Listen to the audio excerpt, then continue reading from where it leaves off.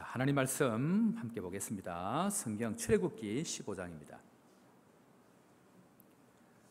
출애굽기 15장 22절부터 26절까지 말씀, 제가 가진 성경 105면에 있습니다. 출애굽기 15장 22절부터 26절까지 말씀 한 절씩 교독합니다. 모세가 홍해에서 이스라엘을 인도하며 그들이 나와서 수르 광야로 들어가서 거기서 사흘 길을 걸었으나 물을 얻지 못하고,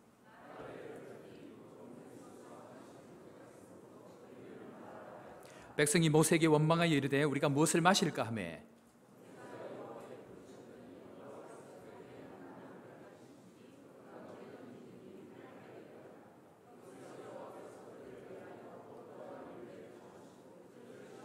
다 같이 봅니다. 이르시되 너희가 너희 하나님 나 여호와의 말을 들어 순종하고 내가 보기에 의를 행하며 내 계명에 귀를 기울이며 내 모든 규례를 지키면 내가 애굽 사람에게 내린 모든 질병 중 하나도 너희에게 내리지 아니하리니 나는 너희를 치료하는 여호와임이니라. 아멘. 오늘 이 시간 이섬김 선교사님 나오셔서 행복하십니까? 라는 말씀으로 하나님 말씀 전가하실 텐데, 우리 이섬김 선교사님은 중국 우르무치 종족을 선교를 하시다가 거기는 정말 어려운 곳입니다. 우리가 상상하지 못하는 곳입니다.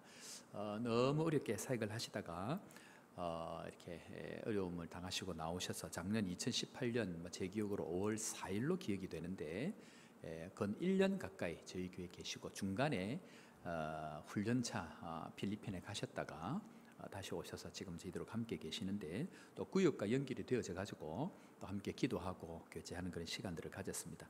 그래서 이번 주 20일 날 이제 선교지가 대만으로 결정이 되어져서 이제 출국을 하시게 됐는데, 마지막으로 또 교회 앞에 인사도 하고 또 말씀도 함께 나누고 또 가셔서 사역을 하실 때에 또 기도로 후원하고 내용을 알면 좋겠다 싶어서 마지막 시간에 이렇게 진짜 바쁘십니다. 원래 선교사로 파송 가시기 들어가기 전에 정말 바쁜데 이 귀한 시간 또 우리 교회 일부러 시간을 내주셔서 진심으로 감사하고, 제가 목사님 나오실 때에 행복하십니까? 라는 말씀으로 하나님 말씀 전가하실 때에 큰 은혜 받으시고 또 우리 하나님께 영광의 박수, 또 선교사님 격려의 박수로 우리 선교사님 모시도록 하겠습니다.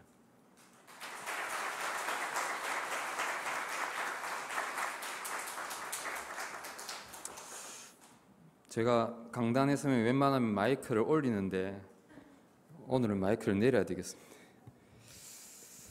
네, 조금 전에 말씀해 주신 것처럼 2018년도 5월 달에 이곳에 처음 왔습니다. 이제 사실은 며칠만 아이들의 강력한 반대로 인해서 며칠만 있기로 하고 이곳에 왔습니다. 그런데 서목사님을 뵙고 또 교회 집사님들 만나면서 이곳이 은혜의 땅이구나 확신이 들어서 은혜의 땅으로 가자.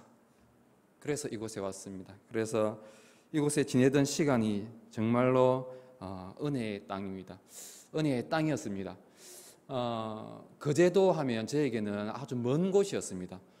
뭐 창원이 제 그 부모님이 사시는 곳이기는 했지만 거제는 쉽게 올 수 있는 곳이 아니었습니다. 그러나 이제는 거제는 저에게 참 가까운 땅이 됐고 축복의 땅으로 또 많은 은혜를 받은 그런 감사가 있는 땅이 되었습니다. 저는 이곳에서 너무 행복했습니다. 여러분은 행복하십니까? 저 때문에 말고요. 여러분 제가 뭐 해드린 게 없어서 오늘 제목입니다.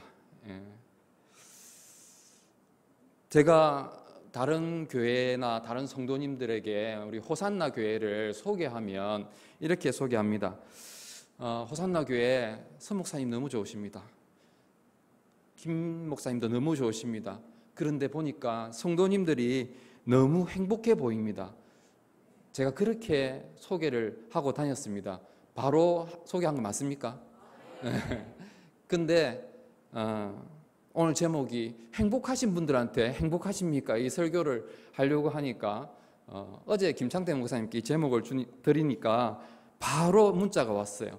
저는 행복합니다. 이렇게요. 이 교회는 정말 행복한 곳입니다. 그러나 오늘 이 말씀을 통해서 더욱더 행복한 이 시간 되면 좋겠습니다. 우리는 행복하고 싶습니다. 행복하기 싫은 사람은 없습니다. 그런데 행복하다고 느끼다가도 또 그 행복이 지속되지 않는 것을 경험하는 것이 또 우리의 삶인 것 같습니다. 그래서 오늘 이 말씀을 통해서 어떻게 하면 행복할 수 있을까? 그리고 이 말씀을 통하여 저에게 주신 상황들과 마음들을 함께 나누고 싶습니다. 오늘 말씀을 간단히 정리해 보면 이렇습니다. 모세가 이스라엘 백성들을 이끌고 출애굽을 합니다. 홍해가 갈라지는 경험을 했습니다. 홍해 바다를 배를 타고 지난 것이 아니라 질퍽한 땅을 지난 것이 아니라 마른 땅을 지나왔습니다. 건너왔습니다. 그리고는 수르 광야라는 곳으로 들어갔다고 성경은 말합니다. 그리고는 수르 광야에서 3일 동안 걸어갑니다. 그런데 뭐가 없습니다. 뭐가 없죠?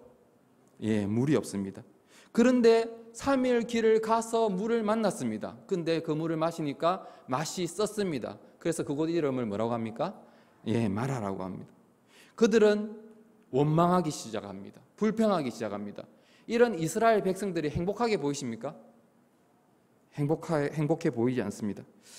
저희들이 한 번씩 고속도로로 갈 때가 있습니다. 그러면 미리 이야기하면 좋은데 고속도로를 막 들어서면 뒤에서 아빠 목말라요 이렇게 할 때가 있어요. 물론 중국에서는 백을 할 수도 있습니다. 저는 안 그럽니다만은.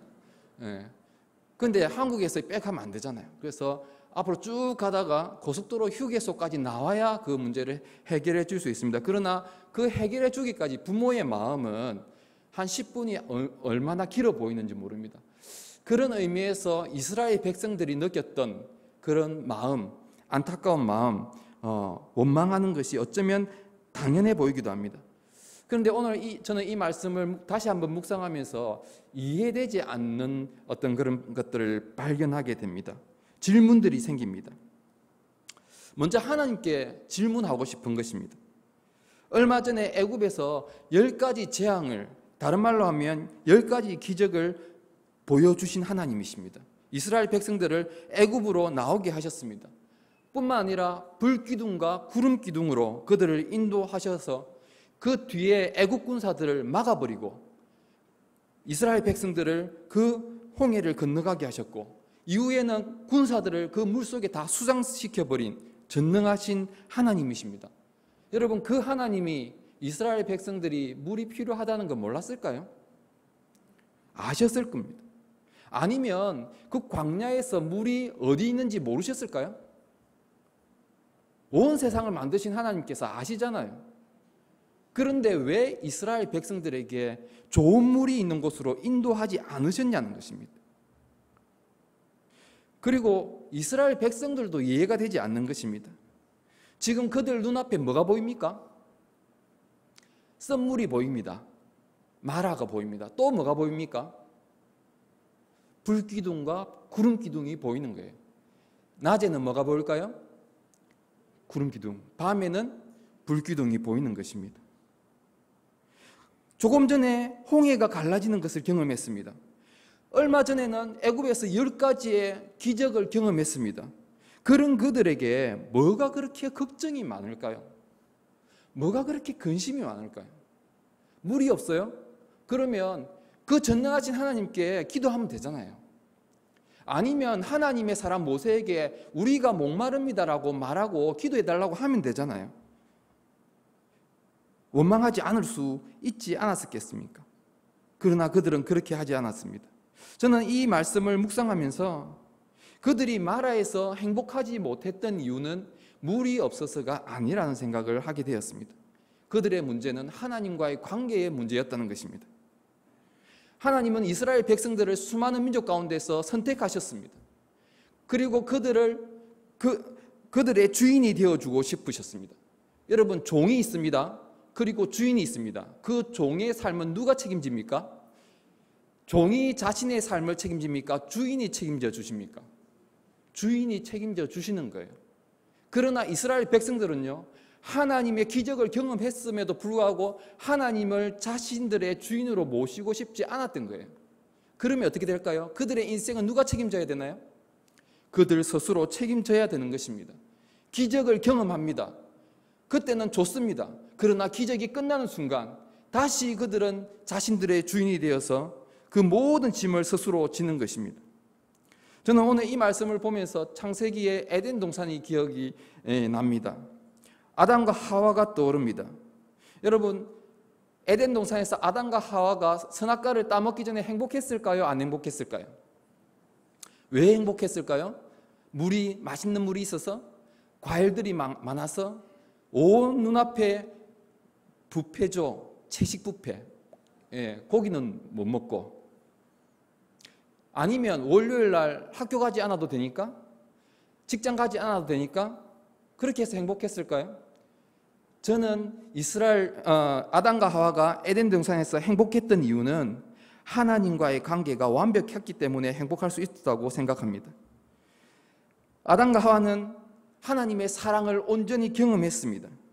그리고 그들은 뭘 했을까요? 하나님께 순종했습니다.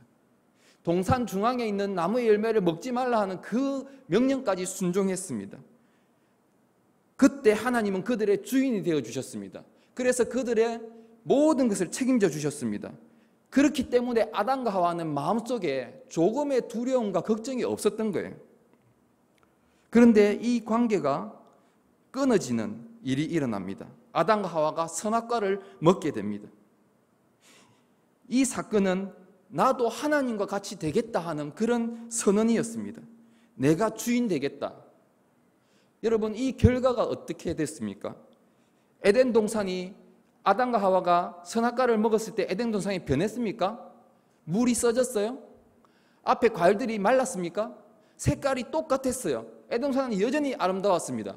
그러나 아담과 하와가 이전에 없던 감정이 그들의 마음 가운데 들어옵니다. 무슨 감정이죠? 두려움이 들어옵니다. 환경의 문제, 상황의 문제가 아니었어요. 하나님의 관계의 문제였어요. 창세기 3장 9절에서 10절 한번 말씀 같이 보겠습니다. 다 같이 읽습니다. 시작. 여호와 하나님이 아담을 부르시며 그에게 이르시되 내가 어디 있느냐 이르되 내가 동산에서 하나님의 소리를 듣고 내가 벗었으므로 두려워하여 숨었나이다. 그렇게 행복했던 그 관계, 그렇게 신뢰했던 관계가 두려워하는 관계로 바뀌어버린 것입니다. 그들은 이제 스스로 주인이 되기를 원했고 그 결과 스스로의 모든 인생의 문제를 책임져야 했던 것입니다. 이 결과로 아담의 범죄 이후로 우리 모든 인류에게, 우리에게조차 우리 마음속에 우리도 알지 못하는 주인 되려고 하는 마음이 심겨져 버린 것입니다. 동시에 어떤 것이 우리 마음 가운데 또 같이 심겼을까요? 나의 인생의 모든 것을 내가 책임지려고 하는 마음, 그것이 우리 마음 가운데 있다는 것입니다. 이것이 우리가 진실로 행복할 수 없는 이유라는 것입니다. 내가 스스로 해결할 수 없는 그것을 지고 몸부림치고 있는 것. 하나님은 출애굽한 이스라엘 백성들에게 물을 얻지 못하는 시간을 주심으로 이렇게 물어보시는 거예요. 너의 주인은 누구냐? 정말 너의 주인은 누구냐? 여러분, 혹시 지금 우리 삶 가운데, 여러분의 삶 가운데 어려움을 당하고 있는 부분이 있습니까? 어쩌면 하나님 그 어려움 속에서 질문하실 것입니다. 너의 주인은 정말 누구냐? 정말 나를 신뢰하냐? 나를 주인으로 삼고 있느냐? 하나님은 우리가 정말로 행복하기를 원하신다고 저는 믿습니다. 여러분 믿으십니까? 그런데 이 행복은 우리가 스스로 주인 되어 있을 때는 절대로 얻지 못하는 거예요. 하나님의 사랑을 우리가 받고 우리는 그 하나님 앞에 온전히 순종할 때 얻는 그 행복인 것입니다. 하나님은 이 관계를 우리에게 주시기를 원하세요. 그래서 하나님은 인간 관계 사이에 이것을 사람들이 이해할 수 있도록 숨겨놓았습니다. 누구와 누구의 관계 가운데 하나님과 우리의 관계를 숨겨놓았을까요? 부부관계. 자, 말씀을 한번 보겠습니다. 에베소서 5장 22절에서 25절입니다. 다 같이 한번 읽습니다. 시작. 아내들이여 자기 남편에게 복종하기를 주께 하듯 하라. 이는 남편이 아내의 머리됨이 그리스도께서 교회의 머리됨과 같음이니 그가 바로 몸의 구주시니라. 그러므로 교회가 그리스도에게 하듯 아내들도 범사에 자기 남편에게 복종할지니라. 남편들아 아내 사랑하기를 그리스도께서 교회를 사랑하시고 그 교회를 위하여 자신을 주신같이 하라.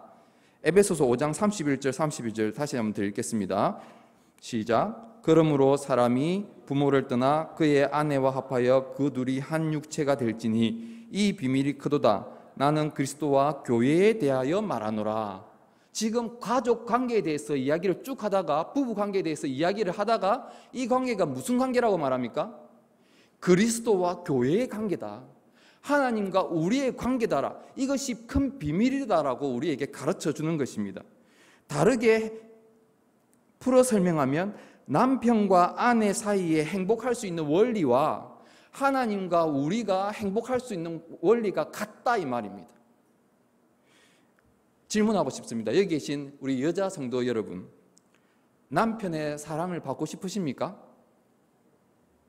예, 어떤 분은 아멘 하시고요.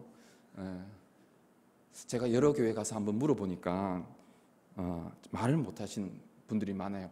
포기하셨습니까? 세월이 지나다 보니까 이 마음 가운데 포기가 좀 생기는 것 같아요. 저의 집사람이 중국에 가서 저에게 자주 했던 말이 있습니다. 아내에게 관심을 공익광고협의회. 저에게 자주 이야기를 했어요. 여자분들은 어쩔 수 없이 남편의 사랑을 확인하기를 원하시는 것 같아요. 그리고 부부싸움을 하면 마지막에 저에게 이 질문을 합니다.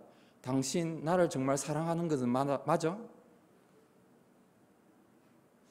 할 말이 없죠. 그럼 남편은 아내에게 무엇을 원할까요? 여성분들은 남편에게 사랑을 원해요. 그러면 남편분들은 아내에게 무엇을 원할까요? 그렇죠. 인정, 순종. 오늘 에베소서 말씀대로 하면 복종. 왜 그럴까요? 내 남편이 특별한 사람이라서? 내 아내가 이상한 사람이라서? 아니요. 하나님이 그렇게 만들어 놓았어요. 말씀 한번 읽겠습니다. 창세기 3장 16절 다 같이 있습니다. 또 여자에게 이르시되 내가 내게 임신하는 고통을 크게 더하리니 내가 수고하고 자식을 낳을 것이며 너는 남편을 원하고 남편은 너를 다스릴 것이니라 하시고, 여기서 너는 하와를 말하죠. 남편을 원하고라고 합니다. 원한다 이 말이 갈망한다는 뜻입니다. 열망한다는 뜻입니다. 옆에 남편 계시면 한번 보세요. 그렇게 열망할 것으로 보입니까?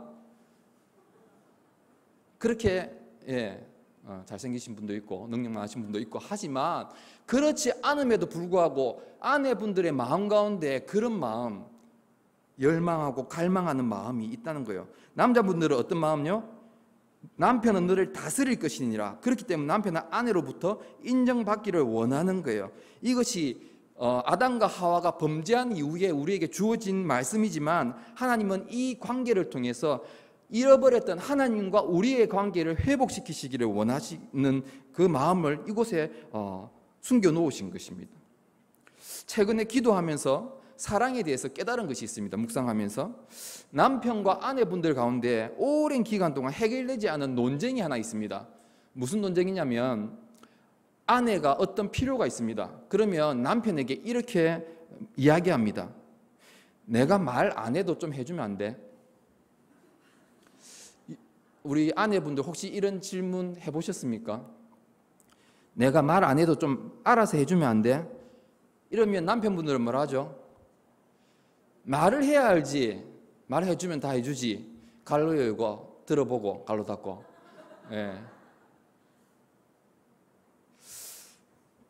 근데 제가 저도 많이 헷갈렸고 저도 말해야 안다는 그런 사람 중에 한 명이었습니다.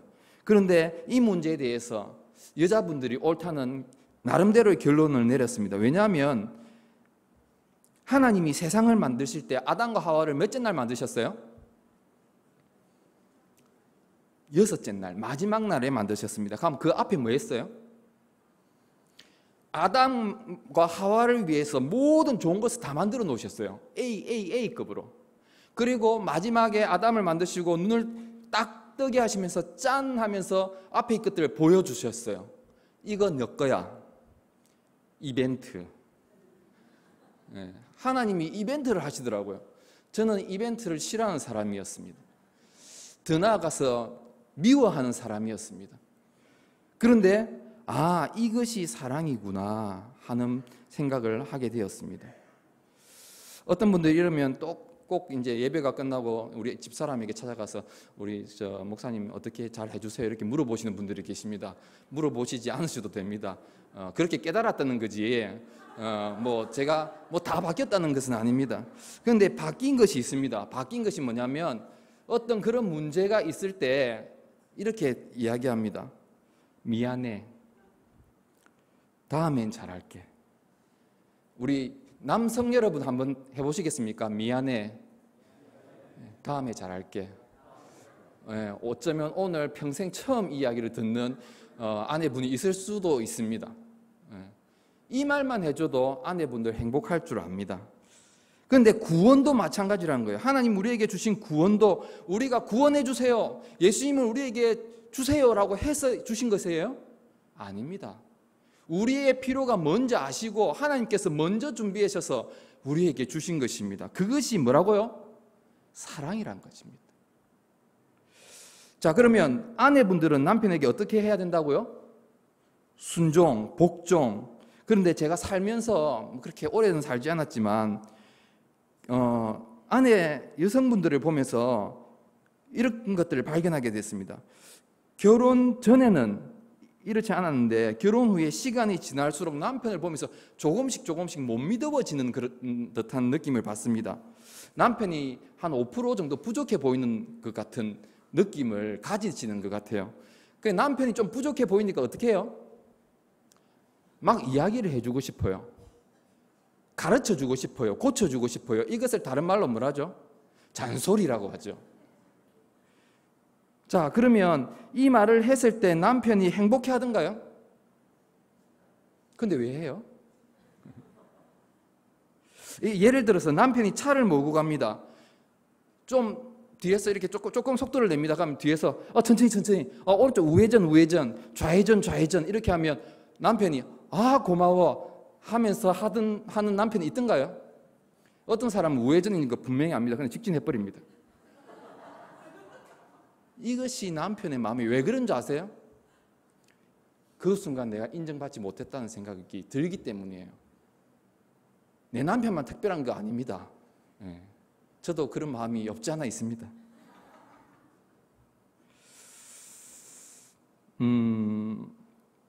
남편이 행복하지 못하면 아내가 행복합니까?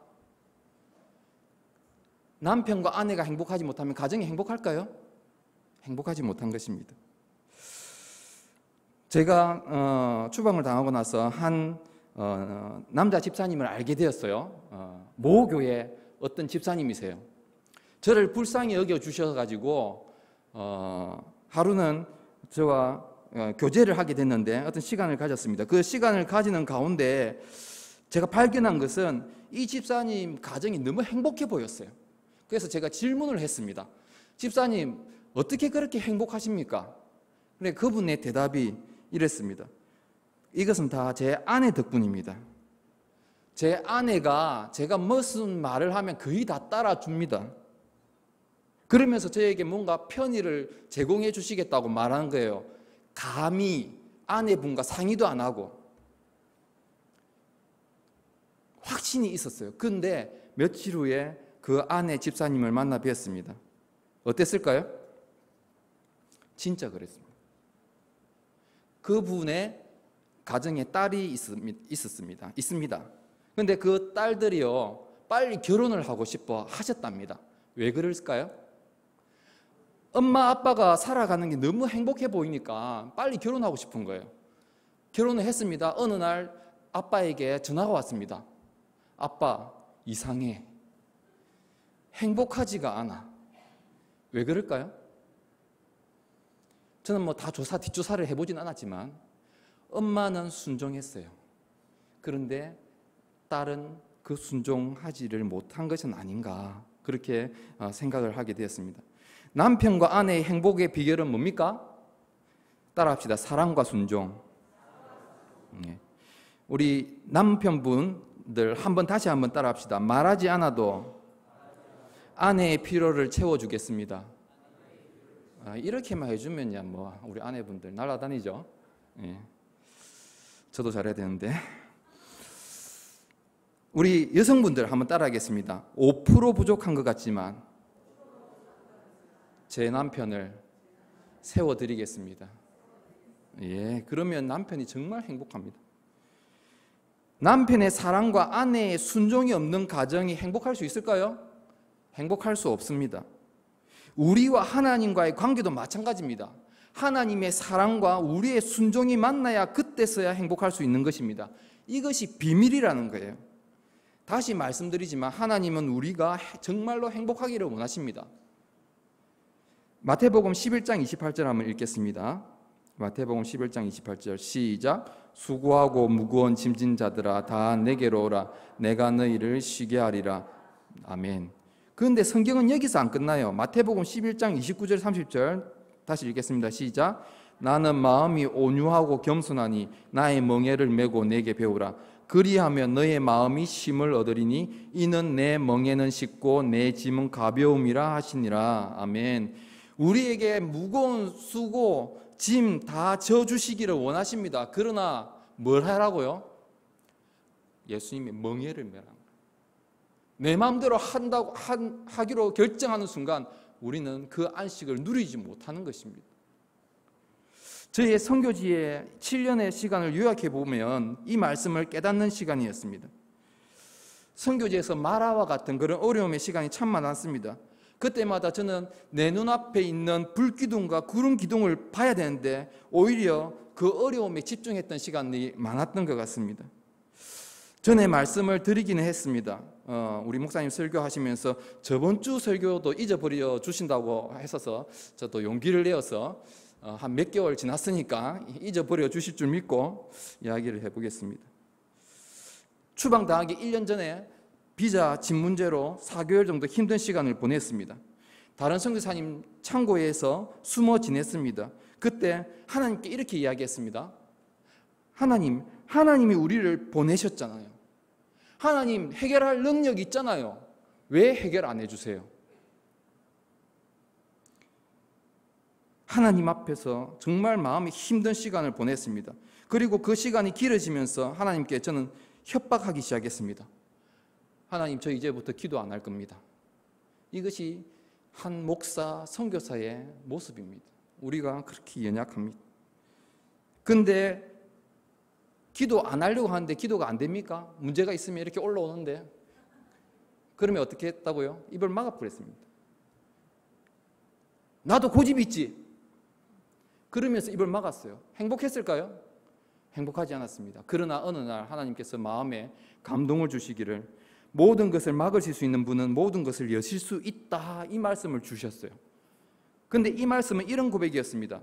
하나님, 당신은 저의 전능하신 주인이십니다, 이런 고백이었어요. 이 고백 이후에 저희 삶은 바뀌기 시작했습니다. 추방 통보를 받기 며칠 전에 기도 가운데 이런 기도를 드렸습니다. 하나님, 저 하나님의 종 되고 싶어요. 왜냐하면 이제 그 하나님이 저에게 너무 좋으신 분이기 때문에 이제 그 좋으신 하나님의 종이 되고 싶습니다. 이 기도는 저를 자유하게 했습니다. 그리고 며칠 후에 추방 통보를 받았습니다. 선교사에게 추방이란 것은 참 마음의 아픔입니다. 그런데 이제는 아픔보다는 오히려 기대가 더 커졌습니다. 추방이 그 마라가 보이는 것이 아니라 제 눈앞에 불기둥과 구름 기둥이 더 크게 보였습니다. 그래서 이제는 고백합니다. 하나님이 인도하시는 길이 가장 좋은 길이다. 그렇게 하고 나서 1년 정도의 시간을 보냈습니다. 돌아보니까 제 스스로 먼저 결정한 것이 없습니다. 오자마자 남아공에 대한 제의를 받았어요. 전에 말씀드린 것처럼 서 목사님을 만났습니다. 이야기를 듣는데 확신이 들었습니다. 아, 남아공에 가야 되겠구나. 그런데 가지 못했습니다. 그러나 하나님은 이 3, 4개월의 시간을 통해서 제 선교의 방향을 바꿔주었습니다. 무슬림에 대한 직접적인 선교에서 이제는 중국 사람들과 함께 그들을 훈련시켜서 또 그들과 함께하는 선교 중국에 대한 목표를 가지게 되었습니다. 그리고 한 번도 생각해보지 않았던 필리핀에 갈 수 있도록 해주셨습니다. 저는 필리핀에서 참 많은 위로를 받았습니다. 그곳에는 중국에서 온 신학생들이 있는데 저와 한 번도 만나보지 못한 그 친구들이 저에게 중국 선교를 해줘서 너무 고맙다는 거예요. 그 빛을 지고 있다고 너무 감사해 하면서 그렇게 따뜻하게 저를 대해주었습니다. 중국에서 나올 때는 추방당했는데 그 친구들은 보듬어 주었습니다. 그리고 저희 필리핀 시간을 마친 후에 저희들은 거의 카자흐스탄으로 가려고 했습니다. 거의 90% 결정했습니다. 그런데 어떤 모임에서 우리 선배님들이 카자흐스탄보다는 대만에 가면 좋겠다라는 마음을 이야기를 해주셨습니다. 그런데 저는 한 번도 대만에 갈 것에 대해서 생각을 해본 적이 없습니다. 선교지라고 생각도 하지 못했습니다.